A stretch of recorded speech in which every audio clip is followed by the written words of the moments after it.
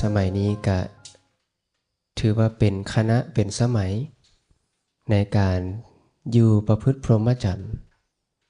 ความเป็นมนุษย์เราก็ได้แล้วตถาคตผู้เป็นอรหันตสัมมาสัมพุทธะก็เสด็จอุบัติขึ้นแล้วในโลกพระองค์ก็ทรงแสดงธรรมอันนำความสงบมาให้เป็นไปเพื่อปรินิพพานให้ถึงการตรัสรู้ที่พระสุคตประกาศแล้วและเราเองก็เกิดในประเทศที่สมควรเป็นผู้มีปัญญาบ่บาใบหูดีหูซัวเกิดในประเทศที่มีภิกขุภิกขุณีอุบาสกอุบาสิกาเที่ยวไป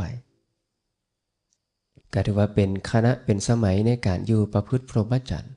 เพราะโอกาสที่จะได้ความเป็นมนุษย์แสนยากโอกาสที่ตถาคตผู้เป็นอรหันตสัมมาสัมพุทธะจะเสด็จอุบัติขึ้นในโลกก็ยากเหมือนกันเพราะฉะนั้นควรแท้ที่เราจะประพฤติพรหมจรรย์หรือว่า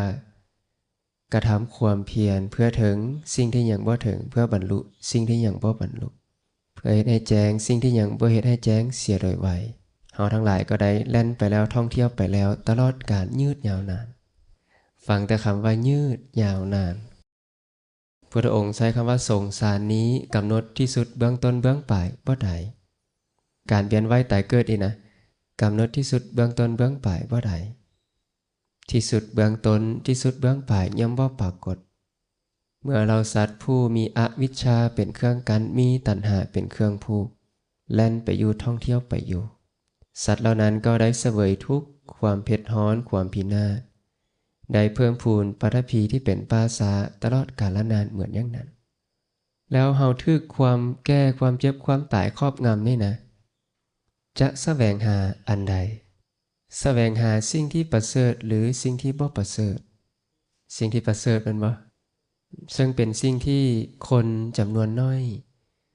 ที่จะแสวงหาอันสิ่งที่เอิ้นว่าประเสริฐนี่นะเพราะว่ามนุษย์เป็นส่วนหลายก็กำลังแสวงหาสิ่งที่เอิ้นว่ายังบ่ประเสริฐเพราะฉะนั้นการแสวงหาก็มีอยู่2อย่างคือการแสวงหาที่บ่ประเสริฐและการแสวงหาที่ประเสริฐการแสวงหาที่บ่ประเสริฐเป็นอย่างใดบุคคลบางคนในโลกนี้ตนเองเป็นผู้มีความเกิดเป็นธรรมดาอยู่แล้วก็ยังแสวงหาสิ่งที่มีความเกิดเป็นธรรมดาอยู่นั่นเองตนเองเป็นผู้มีความแก่เป็นธรรมดาอยู่แล้วก็ยังแสวงหาสิ่งที่มีความแก่เป็นธรรมดาอยู่นั่นเองตนเองเป็นผู้มีความเจ็บไข้เป็นธรรมดาอยู่แล้วก็ยังแสวงหาสิ่งที่มีความเจ็บไข้เป็นธรรมดาอยู่นั่นเองตนเองเป็นผู้มีความตายเป็นธรรมดาอยู่แล้วก็ยังแสวงหาสิ่งที่มีความตายเป็นธรรมดาอยู่นั่นเองตนเองเป็นผู้มีความโศกเป็นธรรมดาอยู่แล้วก็ยังแสวงหาสิ่งที่มีความโศกเป็นธรรมดาอยู่นั่นเองตนเองเป็นผู้มีความเศร้าหมองเป็นธรรมดาอยู่แล้วก็ยังแสวงหาสิ่งที่มีความเศร้าหมองเป็นธรรมดาอยู่นั่นเองเราทั้งหลายเป็นผู้มีความเกิดเป็นธรรมดาแม่นบ่มีความแก่เป็นธรรมดาแม่นหรือบ่มีความเจ็บป่วยไข้มีความตายเป็นธรรมดา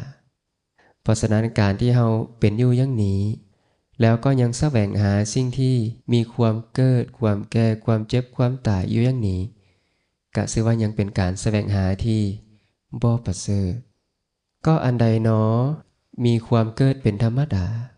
มีความแก่เป็นธรรมดามีความเจ็บไข้เป็นธรรมดามีความตายเป็นธรรมดามีความโศกมีความเศร้าหมองเป็นธรรมดา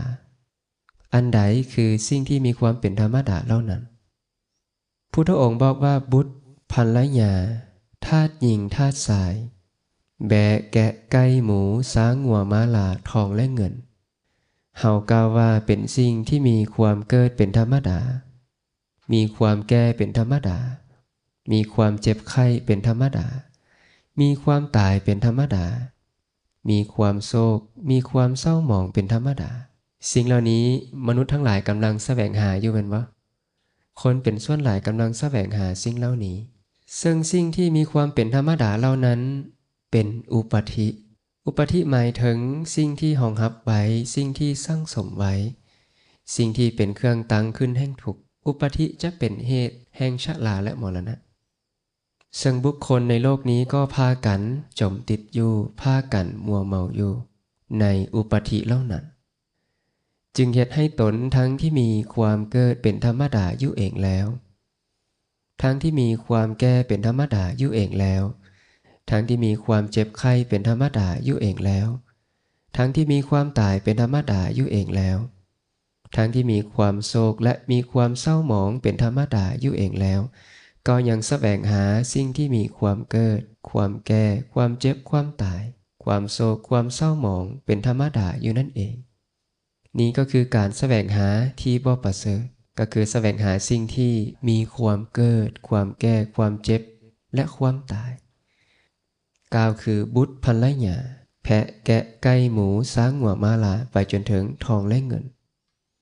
หรืออันว่าสิ่งที่เป็นอุปธิสิ่งที่เป็นเครื่องตั้งขึ้นแห่งทุกข์นั่นเองทุกข์ทั้งหลายทั้งปวงนี้เกิดขึ้นเพราะอาศัยอุปธิอาศัยสิ่งเหล่านี้แหละชรามรณะจึงเกิดขึ้นเมื่อเฮาแสวงหาซึ่งสิ่งที่มีความเกิดความแก่ความเจ็บความตายมาแล้วตัวอย่างแสวงหาบุตรแสวงหาภรรยาเมื่อใดมาแล้วถามว่ามีความยึดถือหรือบ่มีความยึดถือว่าลูกเขาภรรยาของเฮามีความพอใจหรือบ่มีความพอใจเพราะอาศัยความยึดถือและความพอใจนี่เองก็จึงเป็นเหตุเกิดของทุกข์พุทธองค์บอกว่าเทวดาและมนุษย์ทั้งหลายมีสิ่งเหล่านี้เป็นที่มายิน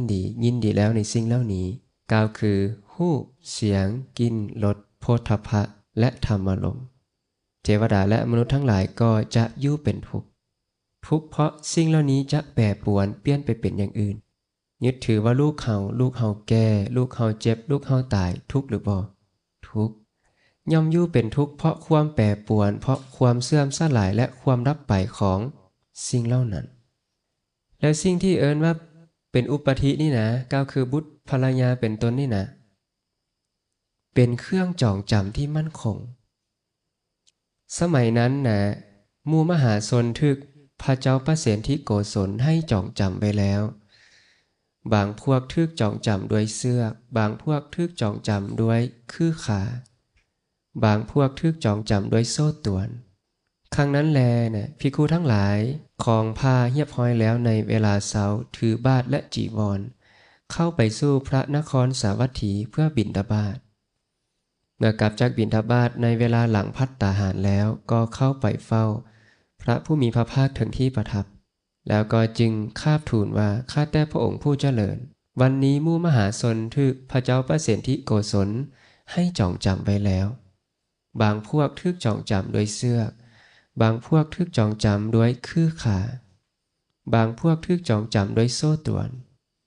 พุทธองค์จึงกล่าวว่าผู้มีปัญญาทั้งหลายบอกกล่าวเครื่องจองจำที่เฮ็ดด้วยเหล็กเฮ็ดด้วยไม้และเฮ็ดด้วยหญ้าคือเสื้อว่าเป็นเครื่องจองจำที่มั่นคงการทึกจองจำเส้นนั้นยังเป็นการทึกจองจำที่บ่มั่นคงว่าจะทึกจองจำด้วยเหล็กด้วยไม้หรือด้วยหญ้าคือเสื้อก็ตามผู้มีปัญญาทั้งหลายย่อมก้าวความหักใคร่พอใจในตุ้มหูในแก้วมณีและความห่วงอาลัยในบุตรและภรรยานั่นแหละว่าเป็นเครื่องจองจำที่มั่นคงดึงซัดให้ลงต่ำซึ่งเป็นเครื่องจองจำที่ผูกไว้ย่อนแต่แก่ได้ยากผูกไว้บ่ได้แน่นแต่ว่าแก่ได้ยากอันว่าความห่วงอาลัยในบุตรและภรรยาเป็นต้นนี่นะเป็นเครื่องจองจำที่มั่นคงลองเบิ่งแม่ผู้ใดมีลูกจะให้ทิ่มลูกไปเฮ็ดได้ง่ายบ่ง่ายเห็นว่าเฮ็ดได้ยากเหมือนที่พระพุทธองค์กล่าวว่าเป็นเครื่องผูกหรือเครื่องจองจำที่ผูกไว้ย่อนแต่แก่ได้ยากผู้มีปัญญาทั้งหลายก็สามารถตัดเครื่องจองจำแม่นเส้นนั้นแล้วก็ออกบวชเป็นผู้บ่มีความห่วงอาลัยละกามสุขเสียแล้วเพราะฉะนั้นนะ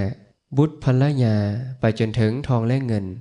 การที่เราแสวงหาสิ่งเหล่านี้ก็ชื่อว่าเป็นการแสวงหาที่อย่างบ่ประเสริฐเพราะเป็นเหตุให้เกิดชราและมรณะสิ่งเหล่านี้เอิ้นว่าอุปธิจะเป็นเหตุให้เกิดชรามรณะเพราะว่าตนเองก็มีความเกิดความแก่ความเจ็บความตายอยู่แล้ว แต่การที่แสวงหาสิ่งที่มีความเกิดความแก่ความเจ็บและความตายนั้นก็จึงชื่อว่าเป็นการแสวงหาที่อย่างบ่ประเสริฐก็จะบ่สามารถพ้นจากทุกข์ใดส่วนการแสวงหาที่ประเสริฐนั้นเป็นอย่างใดบุคคลบางคนในโลกนี้ตนเองเป็นผู้มีความเกิดเป็นธรรมดาอยู่แล้วก็หูแจ้งโทษในสิ่งที่มีความเกิดเป็นธรรมดาแล้วก็แสวงหานิพพานอันเป็นธรรมบ่เกิดเป็นธรรมเกษมจากโยคะโยคะในที่นี้หมายถึงเครื่องผูกเครื่องหอยหัดนิพพานจะเป็นธรรมที่ปลอดภัยจะเป็นธรรมที่ห่างไกลจากเครื่องผูกจากเครื่องหอยหัดบ่มีธรรมอื่นยิ่งกว่าตนเองเป็นผู้มีความแก่เป็นธรรมดาอยู่แล้วก็หูแจ้งโทษในสิ่งที่มีความแก่เป็นธรรมดาแล้วแสวงหานิพพานอันเป็นธรรมบ่แก่เป็นธรรมเกษมจากโยคะบ่มีธรรมอื่นยิ่งกว่าตนเองเป็นผู้มีความเจ็บไข้เป็นธรรมดาอยู่แล้วก็หูแจ้งโทษในสิ่งที่มีความเจ็บไข้เป็นธรรมดาแล้วแสวงหานิพพานอันเป็นธรรมบ่เจ็บไข้เป็นธรรมเกษมจากโยคะบ่มีธรรมอื่นยิ่งกว่าตนเองเป็นผู้มีความตายเป็นธรรมดาอยู่แล้วก็หูแจ้งโทษในสิ่งที่มีความตายเป็นธรรมดาแล้วแสวงหานิพพานอันเป็นธรรมบ่ตายเป็นธรรมเกษมจากโยคะบ่มีธรรมอื่นยิ่งกว่าตนเองเป็นผู้มีความโศกตนเองเป็นผู้มีความเศร้าหมองเป็นธรรมดาอยู่แล้วก็หูแจ้งโทษในสิ่งที่มีความโศกในสิ่งที่มีความเศร้าหมองเป็นธรรมดาแล้วก็แสวงหานิพพานอันเป็นธรรมบ่โศกอันเป็นธรรมบ่เศร้าหมองเป็นธรรมเกษมจากโยคะคือเครื่องผูกเครื่องหอยหัดบ่มีธรรมอื่นยิ่งกว่านี่คือการแสวงหาที่ประเสริฐเพราะฉะนั้นการแสวงหาที่ประเสริฐก้าวคือการแสวงหานิพพานนิพพานเป็นธรรมที่สงบระงับเป็นธรรมที่ปราณีตเป็นที่สงบระงับแห่งสังขารทั้งปวงเป็นที่สลัดคืนซึ่งอุปาทิทั้งปวงเป็นที่สิ้นไปแห่งตัณหาเป็นความจางคายเป็นความดับเป็นนิพพานเพราะฉะนั้นนิพพานจึงเป็นที่สลัดคืนซึ่งอุปาทิทั้งปวงเป็นที่สิ้นไปแห่งตัณหาเป็นความจางคายเป็นความดับและเป็นนิพพานการที่เราจะมาแสวงหานิพพานก็มีธรรมที่เป็นเหตุคือต้องหูแจ้งโทษในสิ่งที่มีความเกิดในสิ่งที่มีความแก่ในสิ่งที่มีความเจ็บไข้ในสิ่งที่มีความตายในสิ่งที่มีความโศกและมีความเศร้าหมองเป็นธรรมดาหูแจ้งโทษในสิ่งเหล่านี้แล้วก็แสวงหานิพพานอันเป็นธรรมที่บ่เกิดบ่แก่บ่เจ็บและบ่ตายเป็นธรรมที่บ่โศกบ่เศร้าหมองเป็นธรรมที่เกษมปลอดภัยหรือห่างไกลจากเครื่องผูกเครื่องหอยหัดอันใดเป็นเครื่องผูกเครื่องหอยหัดก็ก้าวไปแล้วแม่นบ่ความห่วงอาลัยในบุตรในภรรยาหรือความห่วงอาลัยในสิ่งทั้งหลายทั้งปวงก็ได้ก็จะเป็นเครื่องผูกที่ผูกไว้ย่อนๆแต่ว่าแก้ได้ยากแท้การที่เรามาประพฤติพรหมจรรย์ในธรรมวินัยของพระผู้มีพระภาคก็เพื่อกำหนดรอบรู้ซึ่งทุกข์ความจริงอันประเสริฐคือความทุกข์นั้นนะก้าวคือความเกิดก็เป็นทุกข์ความแก่ก็เป็นทุกข์ความเจ็บป่วยไข้ความตายก็เป็นทุกข์ความประสบกับสิ่งบ่เป็นที่ฮักที่พอใจก็เป็นทุกข์ต้องพัดภาคจากสิ่งเป็นที่ฮักที่พอใจก็เป็นทุกข์ปรารถนาสิ่งใดบ่ได้สิ่งนั้นสมหวังก็เป็นทุกข์ก้าวโดยย่ออุปาทานขันธ์ห้าหรือความยึดมั่นถือมั่นในขันธ์ทั้งห้านั้นเป็นทุกข์เป็นหยังจึงยึดมั่นถือมั่นในขันธ์ทั้งห้าเพราะบ่หูถึงเพราะบ่ได้แทงตลอดซึ่งความจริงอันประเสริฐคือความทุกข์เหตุให้เกิดทุกข์ความดับบ่เหลือของทุกข์และทางดำเนินให้ถึงความดับบ่เหลือของทุกข์เพราะฉะนั้นเฮาทั้งหลายอยู่ประพฤติพรหมจรรย์ในธรรมวินัยของพระผู้มีพระภาคก็เพื่อกำหนดรอบรู้ซึ่งทุกข์เหมือนที่พุทธองค์กล่าวกับภิกษุทั้งหลายเจ้าทั้งหลายอยู่ประพฤติพรหมจรรย์ในเฮาก็เพื่อกำหนดรู้ทุกข์ถ้าพวกอัญญเดรัจฉีปริภาชกจะถามเจ้าทั้งหลายอย่างนี้ว่าถ้าผู้ที่เขาถือความเชื่อภายนอกจากศาสนาเฮานี่นะถามว่าอาวุโสท่านอยู่ประพฤติพรหมจรรย์ในธรรมวินัยของพระสมณโคดมเพื่อหยังเพื่อกำหนดรู้ซึ่งทุกข์แล้วถ้าเขาถามต่อไปว่าอาวุโสก็ทุกข์ซึ่งพวกท่านอยู่ประพฤติพรหมจรรย์ในพระสมณโคดม เพื่อกำหนดหูนั้นเป็นอย่างใดเมื่อเจ้าทั้งหลายทึกถามอย่างนี้แล้วก็จงพยากรณ์แก่อัญญเดรัจฉีปริภาชกเหล่านั้นอย่างนี้ว่าอาวุโสจักขุคือตาเป็นทุกข์โสตะคือหูเป็นทุกข์ฆานะคือดังสิวหาคือลิ้นกายะคือกายมโนคือใจเป็นทุกข์เฮาอยู่ประพฤติพรหมจรรย์ในพระผู้มีพระภาคเพื่อกำหนดหูตาหูดังลิ้นกายใจที่เป็นทุกข์นั้นสิ่งที่เป็นทุกข์นี้เองเฮากำลังหลงอยู่หลงว่าเป็นเฮาหลงว่าเป็นของเฮาหลงว่าเป็นตัวว่าเป็นตนของเฮาเพราะฉะนั้นทุกข์จึงเป็นสิ่งที่ควรกำหนดรอบรู้พุทธองค์กล่าวว่าภิกขุในธรรมวินัยนี้เมื่อพิจารณาย่อมพิจารณาซึ่งปัจจัยภายในว่าชราและมรณะนี้ใดเป็นทุกข์บ่แม่นน้อยนานาประการเกิดขึ้นในโลกและเมื่อเราจะพิจารณาซึ่งปัจจัยอันเป็นภายในก็ให้พิจารณาว่าชราคือความแก่และมรณะคือความตายนี้อันใดเป็นทุกข์บ่แม่นน้อยนานาประการเกิดขึ้นในโลกชราและมรณะนี้เป็นทุกข์ชราและมรณะเป็นอย่างใดความแก่ความทรุดโทรมความมีแข้วหลุดความมีผมงอกความมีหนังแห้วความสิ้นไปแห่งอายุความแก่หอบแห่งอินทรีย์ทั้งหลายในสัตว์นิกายนั้นๆของสัตว์ทั้งหลายเหล่านั้นนี้เรียกว่าชราผู้ใดทรุดโทรมแล้วผู้ใดมีแข้วหลุดแล้วผู้ใดมีผมงอกแล้วผู้ใดมีหนังแห้วแล้วอายุผ่านมาเท่าใดแล้วตาหูดังลิ้นกายเป็นอย่างไหนแล้วน่าจะหูโตเนาะเฮาสลาแล้วส่วนการจุติความเคลื่อนการแตกสลายการหายไปการวายซีบการตายการทำกาละการแตกแห่งขันธ์ทั้งหลายการปะทิมห้างการขาดแห่งอินทรีย์คือชีวิตจากสัตว์นิกายนั้นๆของสัตว์ทั้งหลายเหล่านั้นนี้เรียกว่ามรณะก็คือความเคลื่อนการแตกสลายการหายไปการวายซีบการตายการทำกาละการแตกแห่งขันธ์ทั้งหลายการปะทิมห้างการขาดแห่งอินทรีย์คือชีวิตจากสัตว์นิกายนั้นๆของสัตว์ทั้งหลายเหล่านั้นอันนี้เรียกว่ามรณะชรานี้ด้วยมรณะนี้ด้วยก็มีอยู่ดังนี้อันนี้เอิ้นว่าชราและมรณะชราและมรณะนี้เป็นสุขหรือเป็นทุกข์เมื่อเราพิจารณาเบิ่งแล้วชรามรณะนี้ใดเป็นทุกข์บ่แม่นน้อยนานาประการเกิดขึ้นแล้วในโลก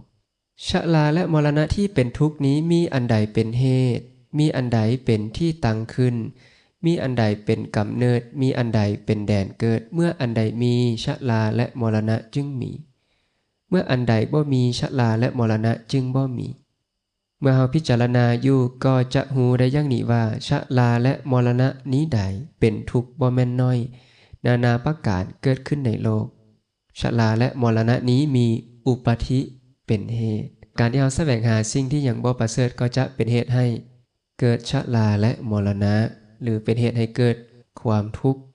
ชราและมรณะนี้มีอุปธิเป็นเหตุมีอุปธิเป็นที่ตั้งขึ้นมีอุปธิเป็นกำเนิดมีอุปธิเป็นแดนเกิดเมื่ออุปธิมีชราและมรณะจึงมีเมื่ออุปธิบ่มีชราและมรณะก็บ่มีชรามรณะเกิดขึ้นได้เพราะมีอุปธิเป็นเหตุอุปธิก็คือสิ่งที่รองรับไว้สิ่งที่สั่งสมไว้สิ่งที่เป็นเครื่องตั้งขึ้นแห่งทุกข์เบญจขันธ์ก็ดีกิเลสที่สั่งสมก็ดีกรรมก็ดีกามคุณก็ดีนะหรือสิ่งทั้งหลายทั้งปวงที่เป็นเหตุให้เกิดทุกข์และก็การเวียนว่ายตายเกิดเหมือนเฮาทำบุญกับเป็นไปเพื่ออุปธิมีอุปธิเป็นผลการที่เฮาเป็นคนรวยก็อันนี้แหละสิ่งนั้นเรียกว่าอุปธิเป็นเหตุให้เกิดความทุกข์เพราะฉะนั้นอุปธิก็จึงเป็นเหตุให้ชรามรณะเกิดขึ้นเมื่ออุปธิบ่มีชราและมรณะก็บ่มีเจ้าย่อมหูแจ้งชราและมรณะย่อมหูแจ้งซึ่งความเกิดขึ้นแห่งชราและมรณะย่อมหูแจ้งซึ่งความดับแห่งชราและมรณะย่อมหูแจ้งซึ่งข้อปฏิบัติอันสมควรให้ถึงความดับแห่งชราและมรณะอันใดเป็นข้อปฏิบัติให้ถึงความดับแห่งชราและมรณะอริยอัตถังคิกขมรรคหรืออันว่าอริยมรรคมีองค์8นั่นว่า9คือความเห็น ถูกต้องหรือว่าสัมมาทิฏฐิความดำริถูกต้องสัมมาสังกัปปะการวาจาถูกต้องสัมมาวาจาการทำการงานถูกต้องสัมมากัมมันตะการเลี้ยงชีวิตถูกต้องสัมมาอาชีวะความภาคเพียรถูกต้องสัมมาวายามะความระลึกถูกต้องสัมมาสติและความตั้งใจมั่นถูกต้องสัมมาสมาธิเพราะฉะนั้นมรรคอันประกอบด้วยองค์8อันประเสริฐนี้นั่นเองเป็นปฏิปทาคือข้อปฏิบัติให้ถึงความดับบ่เหลือแห่งชราและมรณะเพราะฉะนั้นชราและมรณะก็เป็นสิ่งที่เราต้องมาหูแจ้งต้องมากำหนดรอบรู้เหตุเกิดก็ต้องหูว่าชรามรณะเกิดขึ้นมาได้อย่างใดและชรามรณะจะดับไปได้อย่างใดแล้วเราต้องปฏิบัติอย่างใดจึงจะเป็นการสมควรให้ถึงความดับแห่งชราและมรณะการที่เราปฏิบัติอย่างนั้นก็คือปฏิบัติเพื่อความสิ้นไปแห่งชราและมรณะหรือปฏิบัติเพื่อความสิ้นไปแห่งอุปาทิเอิ้นว่าเป็นผู้ประพฤติตามธรรมหรือชื่อว่าเป็นผู้ประพฤติตามธรรมเฮาเรียกภิกขุนี้ว่าเป็นผู้ปฏิบัติเพื่อความสิ้นทุกข์เพื่อความดับไปแห่งชราและมรณะโดยถูกต้องทุกประการถ้าเฮาประพฤติปฏิบัติเพื่อความสิ้นไปแห่งชราและมรณะหรือเอิ้นว่าเป็นผู้ปฏิบัติเพื่อความสิ้นทุกข์พุทธองค์จะเอิ้นว่าเป็นผู้ประพฤติตามธรรมเอิ้นอีกอย่างนึงก็คือเป็นผู้ปฏิบัติธรรมสมควรแก้ธรรมปฏิบัติถูกต้องยิ่งปฏิบัติตามธรรมก็คือการปฏิบัติที่เป็นไปเพื่อความเบื่อหน่ายเพื่อความคลายกำนัดเพื่อความดับบ่เหลือแห่งชราและมรณะหรือแห่งชาติแห่งภพไล่ไปเลยจนถึงอวิชชาการปฏิบัติเพื่อความดับของสิ่งเหล่านี้ก็เอิ้นว่าเป็นการประพฤติธรรมสมควรแก้ธรรมปฏิบัติถูกต้องยิ่งปฏิบัติตามธรรมอีกประการหนึ่งภิกขุเมื่อพิจารณาย่อมพิจารณาซึ่งปัจจัยภายในว่าก็อุปธินี้มีอันใดเป็นเหตุอันใดเป็นเหตุให้เกิดอุปธิมีอันใดเป็นเครื่องตั้งขึ้นมีอันใดเป็นกำเนิดมีอันใดเป็นแดนเกิดเมื่ออันใดมีอุปธิจึงมีเมื่ออันใดบ่มีอุปธิจึงบ่มีเมื่อเจ้าพิจารณาอยู่ก็จะหูได้อย่างนี้ว่าอุปธิมีตัณหาเป็นเหตุมีตัณหาเป็นที่ตั้งขึ้นมีตัณหาเป็นกำเนิดมีตัณหาเป็นแดนเกิดเมื่อตัณหามีอุปธิจึงมีตัณหาจะเป็นเหตุให้เกิดอุปธิตัณหาหมายถึงความทะยานอยากกามตัณหาภวตัณหาวิภวตัณหาก็คือความทะยานอยากในกามความอยากมีอยากเป็นบ่อยากมีอยากเป็นถ้าเฮามีตัณหาแล้วนะแต่ก่อนบ่หันมีบุตรมีตัณหาเกิดอยากได้ลูกขึ้นมาแสวงหาว่าวันนี้ได้มาแล้วก็ยึดถือพอใจว่าลูกเฮาทุกข์เกิดขึ้นมาวันนี้ทุกข์ก็จะเกิดขึ้นนะการที่เฮาคล้องติดในสิ่งเหล่านี้เอิ้นว่าคล้องติดในกามก็จะบ่พ้นจากกามภพไปได้เพราะฉะนั้นอุปธินี้มีตัณหาเป็นเหตุมีตัณหาเป็นที่ตั้งขึ้นมีตัณหาเป็นกำเนิดมีตัณหาเป็นแดนเกิดเมื่อตัณหามีอุปธิจึงมีเมื่อตัณหาบ่มีอุปธิก็บ่มีเจ้าย่อมหูแจ้งซึ่งอุปาทิย่อมหูแจ้งซึ่งเหตุให้เกิดอุปาทิย่อมหูแจ้งซึ่งความดับแห่งอุปาทิและย่อมหูแจ้งซึ่งข้อปฏิบัติอันสมควรให้ถึงความดับแห่งอุปาทิกล่าวคืออริยมรรคมีองค์8นั่นเองและเจ้าผู้ปฏิบัติอย่างนี้ชื่อว่าเป็นผู้ประพฤติตามธรรมการที่เราปฏิบัติเพื่อความสิ้นไปแห่งอุปาทิเรียกว่าเป็นผู้ประพฤติตามธรรมเฮาเรียกภิกขุนี้ว่าเป็นผู้ปฏิบัติเพื่อความสิ้นทุกข์เพื่อความดับไปแห่งอุปาทิโดยถูกต้องทุกประการเพราะฉะนั้นอุปาทินี้มีตัณหาเป็นเหตุมีตัณหาเป็นที่ตั้งขึ้นเมื่อตัณหามีอุปาทิจึงมีเมื่ออุปาทิมีชรามรณะก็เกิดขึ้นอีกประการหนึ่งภิกขุเมื่อพิจารณาย่อมพิจารณาซึ่งปัจจัยภายในว่าก็ตัณหานี้เมื่อเกิดขึ้นย่อมเกิดขึ้นในที่ใดเมื่อตั้งอยู่ย่อมตั้งอยู่ในที่ใดตัณหาเมื่อจะเกิดย่อมเกิดขึ้นในที่ใดเมื่อจะตั้งอยู่ย่อมตั้งอยู่ในที่ใดเมื่อจะพิจารณาอยู่ย่อมหูอย่างนี้ว่าที่ใดแลเป็นที่ฮักที่ยินดีในโลกตัณหานั้นเมื่อเกิดขึ้นย่อมเกิดขึ้นในที่นั้นเมื่อตั้งอยู่ย่อมตั้งอยู่ในที่นั้น ก็คือสิ่งที่เป็นที่ฮักที่ยินดีในโลกนั่นเองตัณหาเมื่อจะเกิดก็เกิดขึ้นในที่นี้เมื่อตั้งอยู่ก็ตั้งอยู่ในที่นี้แล้วอันใดหนอเป็นที่ฮักที่ยินดีในโลกอันเป็นที่ที่ตัณหาเมื่อเกิดก็เกิดขึ้นในที่นั้นอันเป็นที่ที่ตัณหาเมื่อตั้งอยู่ก็ย่อมตั้งอยู่ในที่นั้นสิ่งที่เป็นที่ฮักที่ยินดีในโลกก็คืออายตนะภายใน6 9คือตาหูดั่งลิ้นกายใจอายตนะภายนอก9คือรูปเสียงกลิ่นรสโผฏฐัพพะธรรมารมณ์วิญญาณทั้ง9คือจักขุวิญญาณความหูแจ้งทางตาโสตวิญญาณความหูแจ้งทางหูฆานวิญญาณความหูแจ้งทางดั่งชิวหวิญญาณความหูแจ้งทางลิ้นกายวิญญาณความหูแจ้งทางกายและมโนวิญญาณความหูแจ้งทางใจสัมผัสทั้ง9คือจักขุสัมผัสโสตสัมผัสฆานสัมผัสชิวหสัมผัสกายสัมผัสและมโนสัมผัสสัมผัสทางตาหูดั่งลิ้นกายและใจนั่นเองจักขุสัมผัสชาเวทนาที่เกิดขึ้นจากสัมผัสทางตาโสตสัมผัสชาเวทนาที่เกิดขึ้นจากสัมผัสทางหูฆานสัมผัสชาเวทนาที่เกิดขึ้นจากสัมผัสทางดังชิวหสัมผัสชาเวทนาที่เกิดขึ้นจากสัมผัสทางลิ้นกายสัมผัสชาเวทนาที่เกิดขึ้นจากสัมผัสทางกายและมโนสัมผัสชาเวทนาที่เกิดขึ้นจากสัมผัสทางใจเวทนาก็คือความรู้สึกเสวยอารมณ์อันเป็นสุขทุกข์หรือบ่สุขบ่ทุกข์สัญญาในรูปในเสียงในกลิ่นในรสในโผฏฐัพพะและในธรรมแล้วก็ความตั้งใจความจงใจในรูปหรืออันว่ารูปสัญเจตนาความตั้งใจความจงใจในเสียงกลิ่นรสโผฏฐัพพะและธรรมแล้วก็ตัณหาในรูปเสียงกลิ่นรสโผฏฐัพพะและในธรรม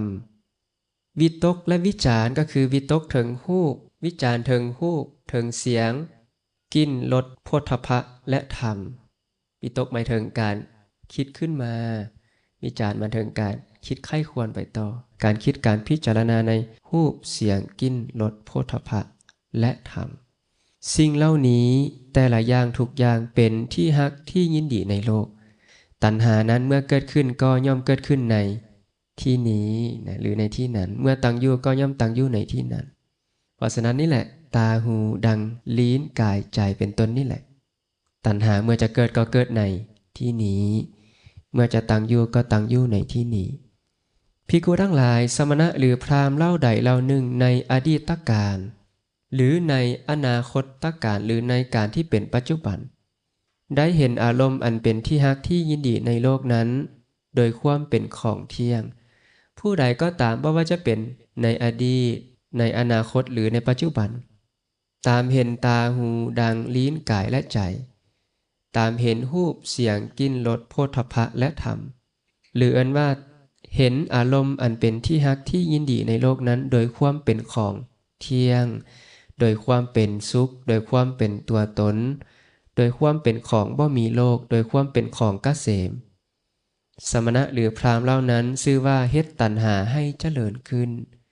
การที่เราเห็นอย่างนี้นี่เป็นเฮ็ดให้ตัณหาเจริญขึ้น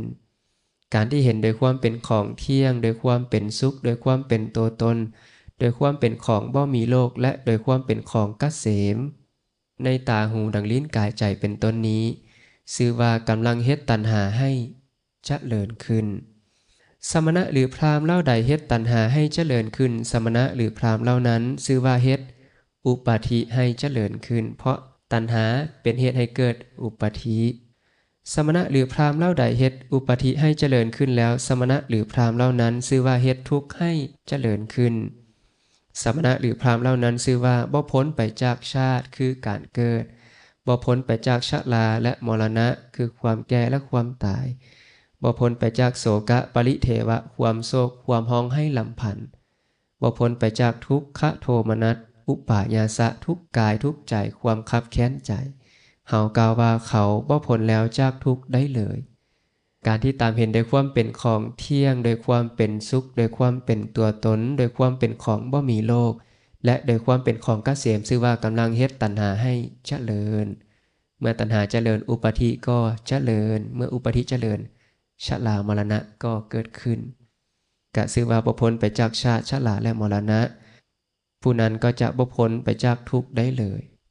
ภิกขุทั้งหลายสมณะหรือพราหมณ์เล่าใดเล่าหนึ่งในอดีตการ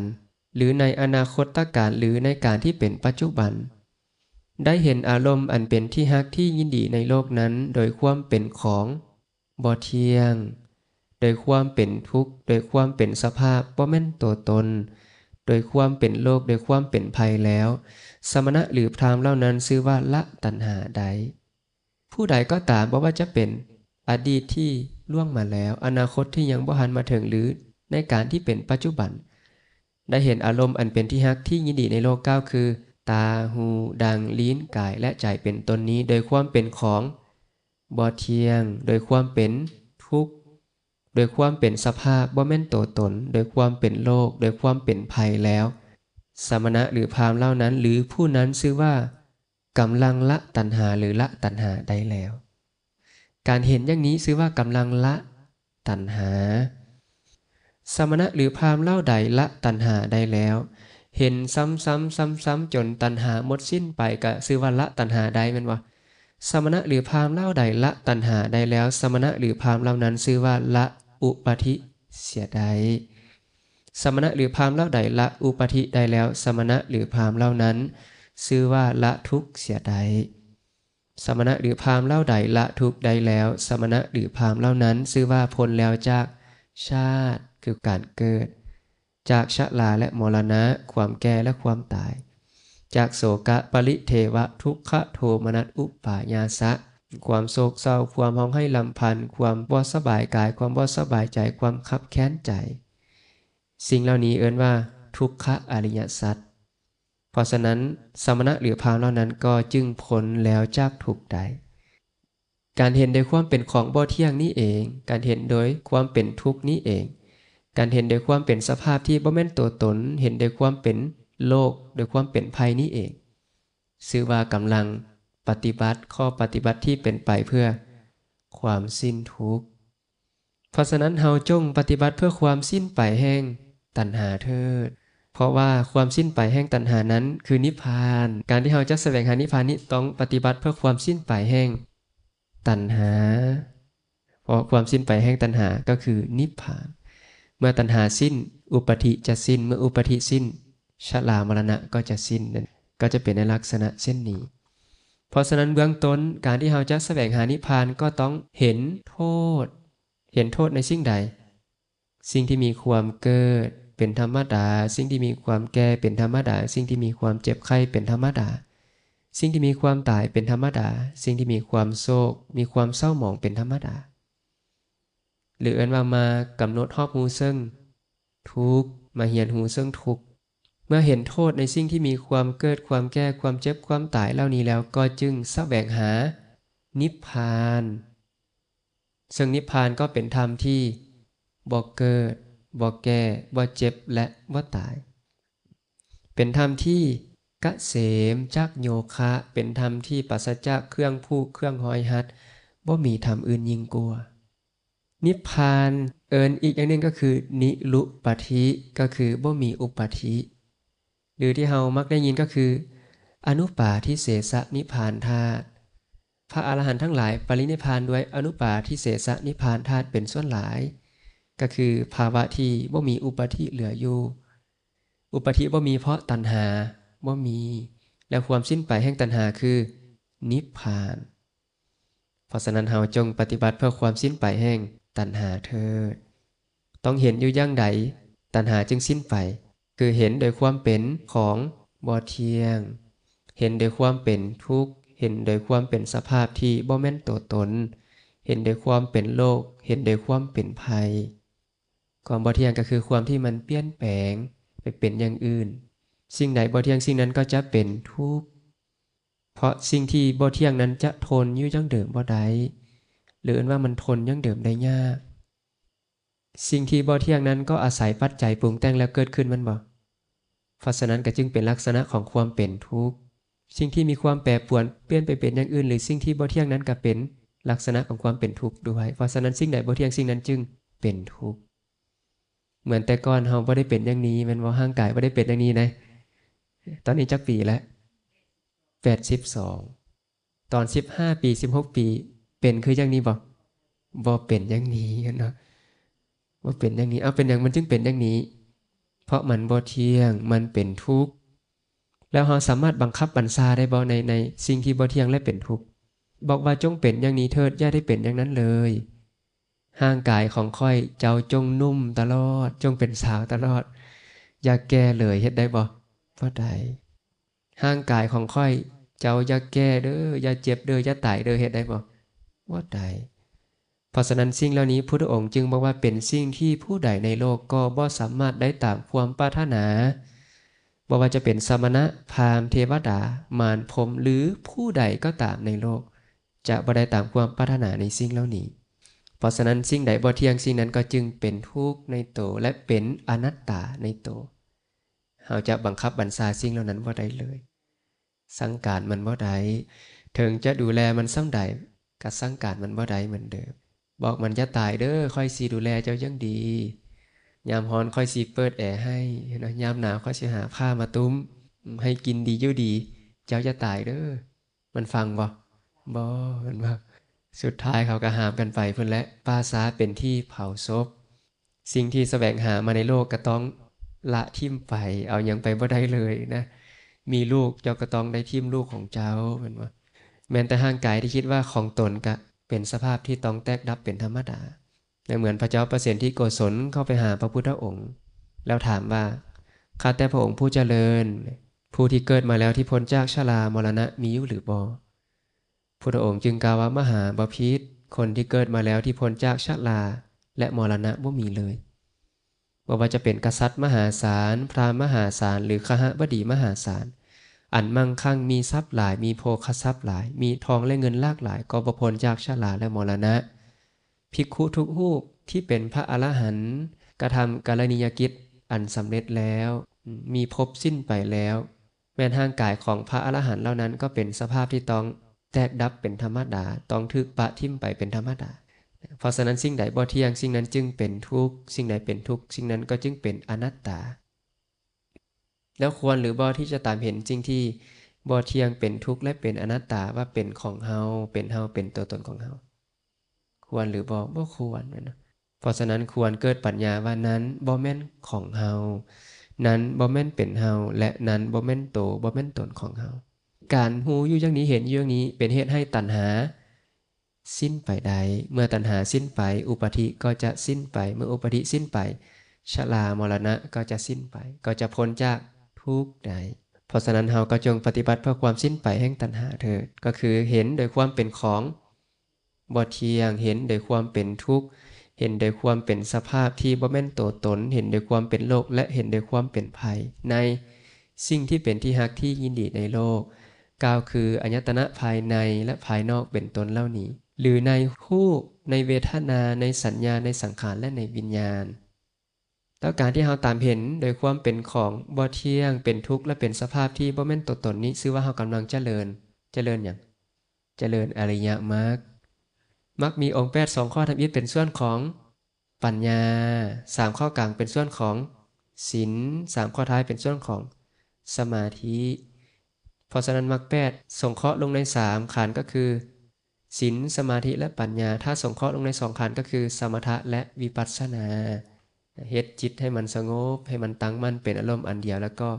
ตามเห็นซึ่งความบ่เที่ยงเป็นทุกข์และบ่แม่นตัวตนผู้ที่มาฮู้อยู่อย่างนี้เห็นอยู่อย่างนี้น่ะก็คือเห็นโดยความเป็นของบ่เที่ยงเป็นทุกข์และเป็นสภาพที่บ่แม่นตัวตนทิฏฐิของเขาชื่อว่าเป็นสัมมาทิฏฐิความดำริของเขาที่มาเห็นความบ่เที่ยงเป็นทุกข์และบ่แม่นตัวตนนี่นะเป็นสัมมาสังกัปปะความพยายามที่มาเห็นอย่างนี้ก็ชื่อว่าเป็นสัมมาวายามะสติที่ระลึกอยู่อย่างนี้ก็จะเป็นสัมมาสติสมาธิคือความตั้งใจมั่นที่ฮู้อยู่อย่างนี้ก็จะเป็นสัมมาสมาธิส่วนกายกรรมวจีกรรมและอาชีวะของผู้ที่เห็นอยู่อย่างนี้ก็ชื่อว่าจะบริสุทธิ์อยู่โด ด้วยอาการอย่างนี้เป็นอันว่าอริยอัตถังคิคมรรคของเขานั้นย่อมถึงซึ่งความเจริญบริบูรณ์เมื่อมรรคแปดบริบูรณ์ก็จะเป็นเหตุให้สติปัฏฐานทั้งสี่สัมมัปปทานทั้งสี่อิทธิบาททั้งสี่อินทรีย์ทั้งห้าพละทั้งห้าโพชฌงค์ทั้งเจ็ดก็ย่อมถึงความเจริญบริบูรณ์ธรรมทั้งสองของเขาคือสมถะและวิปัสสนาก็จะเป็นธรรมที่เคียงคู่กันไปผู้ที่มาหูอยู่อย่างนี้เห็นอยู่อย่างนี้เขาชื่อว่าย่อมกำหนดหูธรรมทั้งหลายที่ควรกำหนดหูด้วยปัญญาอันยิ่งย่อมละด้วยปัญญาอันยิ่งซึ่งธรรมทั้งหลายอันบุคคลควรละด้วยปัญญาอันยิ่งย่อมเฮ็ดให้เจริญด้วยปัญญาอันยิ่งซึ่งธรรมทั้งหลายอันบุคคลควรเฮ็ดให้เจริญด้วยปัญญาอันยิ่งและย่อมเฮ็ดให้แจ้งด้วยปัญญาอันยิ่งซึ่งธรรมทั้งหลายอันบุคคลควรเฮ็ดให้แจ้งด้วยปัญญาอันยิ่งก็คือกำหนดหูในทุกข์หรืออุปทานขันธ์ทั้งห้าธรรมที่ควรละด้วยปัญญาอันยิ่งก็คืออวิชชาและภวตัณหาธรรมที่ควรเฮ็ดให้เจริญด้วยปัญญาอันยิ่งก็คือสมถะและวิปัสสนาธรรมที่ควรเฮ็ดให้แจ้งด้วยปัญญาอันยิ่งก็คือวิชชาและวิมุตติทั้งหมดนี้จะบริบูรณ์ได้เพราะเห็นโดยความเป็นของบ่เที่ยงโดยความเป็นทุกข์โดยความเป็นสภาพที่บ่แม่นตัวตนโดยความเป็นโลกและโดยความเป็นภัยนี่แหละเพราะฉะนั้นเฮาก็จงแสวงหาสิ่งที่ประเสริฐเถิดจงปฏิบัติเพื่อความสิ้นไปแห่งตัณหาเถิดเฮาต้องถามตัวเองว่าเฮาปรารถนาสุขหรือปรารถนาทุกข์ปรารถนาสุขเพราะฉะนั้นก็อย่าสร้างเหตุที่เป็นไปเพื่อความทุกข์เลยจงสร้างเหตุที่เป็นไปเพื่อความสุขจงสร้างเหตุที่เป็นไปเพื่อนิพพานเพราะนิพพานเป็นสุขอย่างยิ่งก็อนุโมทนานำทุกคนที่ได้พากันมาฟังธรรมร่วมกันในวันนี้ก็ขอให้เป็นเหตุเป็นปัจจัยให้พวกท่านทั้งหลายเจริญงอกงามในธรรมวินัยของพระศาสดาเป็นผู้ไปในทางเจริญอย่างเดียวบ่ไปทางเสื่อมถึงแต่ความเจริญอย่างเดียวบ่ถึงความเสื่อมก็ให้มีดวงตาเห็นธรรมสำเร็จมรรคผลนิพพานในอนาคตการอันไกลโดยทั่วกันทุกท่านทุกคนเถิดก็ขอยุติกันเอาไว้แต่เพียงเท่านี้